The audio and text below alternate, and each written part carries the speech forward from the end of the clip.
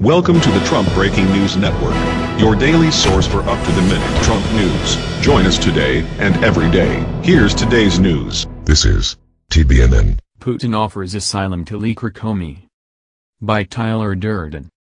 Vladimir Putin trolled the U.S. on Thursday, when speaking in a live call-in show with the Russian Nation. The Russian president likened Comey to Edward Snowden, who was granted asylum in Russia in 2013. And scoffed at James Comey's disclosure of his conversations with U.S. President Donald Trump, saying the move has made Comey eligible for political asylum in Russia. It looks weird when the chief of a security agency records his conversation with the commander-in-chief and then hands it over to media via his friend, Putin was quoted by Russia's Tass. This is strange. What is the difference then between the FBI director and Mr. Snowden? He is not a head of the special services, but a human rights activist.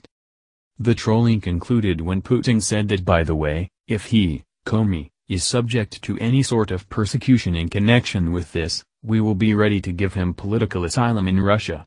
And he should know about this. Putin also said that Comey has so far presented no evidence to prove that Russia had meddled in the U.S. presidential election, saying Washington had tried to influence Russian elections for years. I am not familiar in detail with the testimony given by former FBI Director Comey, Putin said during a question-and-answer session with citizens. Again, he gave no evidence of this Russian meddling.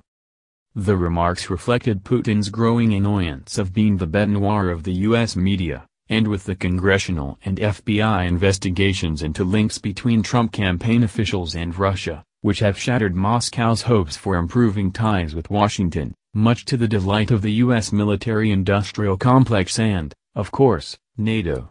Predictably, the Russian president once again reiterated his denial of meddling in the U.S. election, saying that Russia has openly expressed its views and hasn't engaged in any covert activities. Continuing the combative mood, Putin then turned the tables on the U.S., saying it was the U.S. which has sought to influence Russian elections by funding NGOs as part of its aspirations for global domination. Turn the globe and point your finger anywhere, you will find American interests and interference there. And what about constant U.S. propaganda, constant U.S. support of America-oriented non-government organizations by giving them money directly? Isn't it an impact on our minds? Isn't it an attempt to influence how we should behave during election campaigns? This continues year after year, he said. He added that many heads of state around the world had told him of similar U.S. meddling in their internal affairs. But they would not voice their concerns openly, fearing to spoil relations with Washington. As for Russia, we have an opinion of our own, we express it openly. But this is not any sort of underground subversive activity, Putin said. On a conciliatory note, Putin added that Russia still hopes for normalization of ties with the U.S. During the question-and-answer session, Putin said he did not consider the U.S. to be an enemy of Russia and claimed he wanted a constructive dialogue with Washington.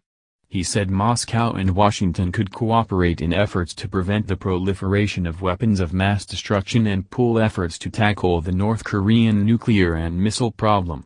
He said the two countries could also cooperate in dealing with global poverty and efforts to prevent climate change. Putin also noted that Moscow hopes that the U.S. could play a constructive role in helping settle the Ukrainian crisis, an offer which we doubt will be favorably met by the Pentagon. During a tightly choreographed marathon TV show, an annual affair that lasts hours, Putin said that Russia has climbed out of recession despite continuing Western sanctions, adding that the restrictions have forced the country to switch on our brains to reduce dependence on energy exports.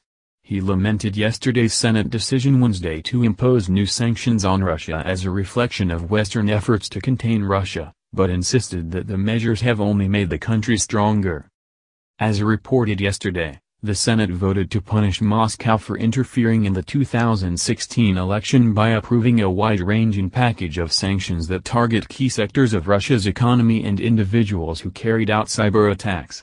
The Senate bill follows up on several rounds of other sanctions imposed by the United States and the European Union over Russia's annexation of Ukraine's Crimean Peninsula and its support for pro-Russia insurgents in eastern Ukraine. Putin argued that Russia has done nothing to warrant the Senate's move, saying it highlights the West's policy of containing Russia and also reflects domestic infighting in the United States. It's evidence of a continuing internal political struggle in the U.S., he said.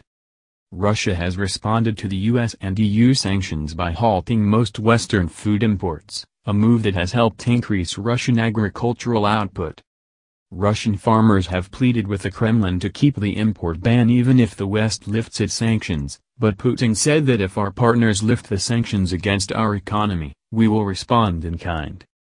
Discussing the economy, the Russian leader claimed that the crisis is over, pointing at modest economic growth over the past 9 months, low inflation and rising currency reserves. Putin said that a slump in oil prices had been a more important factor in Russia's economic slowdown than the sanctions. Importantly, Putin acknowledged that the Russian economy hasn't yet shed its dependence on exports of raw materials, but noted that non-energy exports have been growing.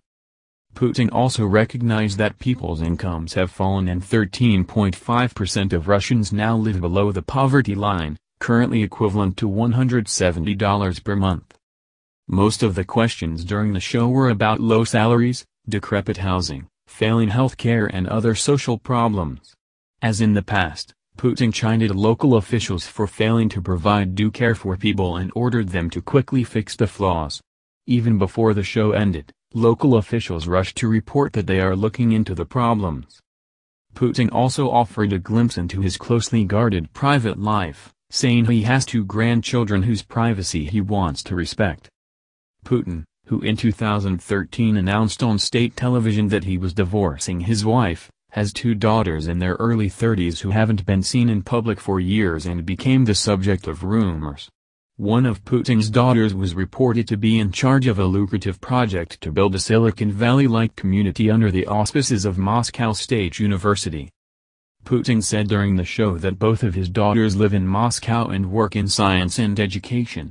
He said one of his grandchildren goes to preschool and the other, a boy, has just been born. He said he doesn't want to give details about his family for fear of hurting their privacy.